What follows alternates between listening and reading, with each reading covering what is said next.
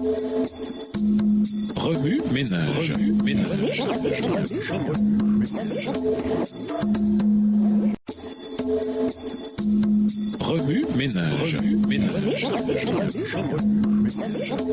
Bienvenue dans votre émission. Remue ménage. Nous voilà à la leçon 1, l'espérance dans l'attente. Lisons Matthieu 25, les versets 1 à 13. Matthieu 25, versets 1 à 13. Alors le royaume des cieux sera semblable à 10 vierges qui, ayant pris leur lampe, allèrent à la rencontre de l'époux. 5 d'entre elles étaient folles et 5 sages. Les folles, en prenant leur lampe, ne prirent point d'huile avec elles, mais les sages prirent avec leur lampe de l'huile dans des vases. Comme l'époux tardait, toutes s'assoupirent et s'endormirent. Verset 6. Au milieu de la nuit, on cria « Voici l'époux, allez à sa rencontre !» Alors toutes ces vierges se réveillèrent et préparèrent leurs lampes. Les folles dirent aux sages « Donnez-nous de votre huile, car nos lampes s'éteignent. » Les sages répondirent « Non, il n'y en aurait pas assez pour nous et pour vous. Allez plutôt chez ceux qui en vendent et achetez-en pour vous. » Verset 10. Pendant qu'elles allaient en acheter, l'époux arriva. Celles qui étaient prêtes entrèrent avec lui dans la salle des noces, et la porte fut fermée. Plus tard, les autres vierges vinrent et dirent « Seigneur, Seigneur, ouvre-nous !» Mais il répondit « Je vous le dis en vérité, je ne vous connais pas. Veillez donc, puisque vous ne savez ni le jour ni l'heure. » Introduire l'espérance redécouverte. Des gens à la recherche de Jésus. C'est là l'histoire de l'église adventiste. Le mouvement adventiste a commencé avec une idée maîtresse, l'espérance que Jésus reviendrait bientôt sur cette terre. Les croyants attendaient que Jésus apparaisse sur les nuées du ciel,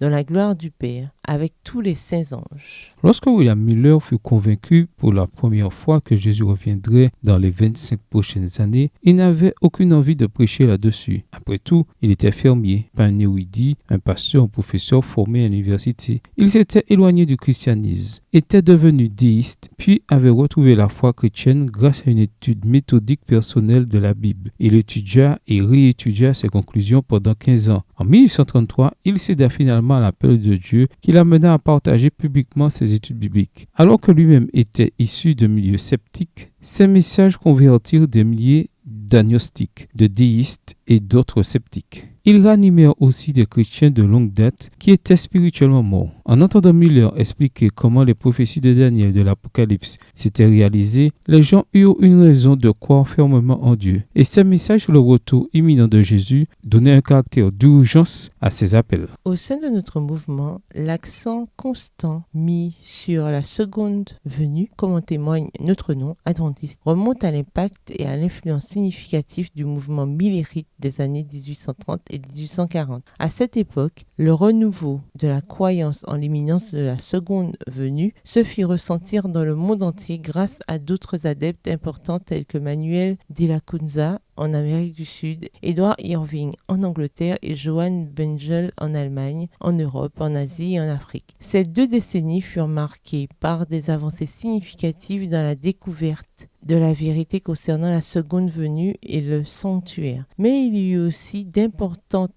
erreurs qu'il fallut rectifier, même dans certains cas désapprendre. Ce réveil, véritablement basé sur la connaissance qu'avaient les gens de la Bible pour eux-mêmes, toucha les chrétiens de toute confession. Aujourd'hui, dans notre culture, absorbée par une pensée et une vie matérialiste, le message du retour de Jésus est plus révolutionnaire que jamais. Puissions-nous aider nos semblables à orienter leur vie de la réalité émanante du retour de Jésus. Remue ménage, lisez Matthieu 25, les versets 1 à 13 à partir de la version biblique de votre choix. Si vous êtes pressé, écrivez une partie du passage principal. Vous pouvez aussi paraphraser ces chapitres avec vos propres mots, en tracer les grandes lignes ou en faire une caractéristique. Au revoir. Et à demain si Dieu veut. Remue ménage. Remue ménage.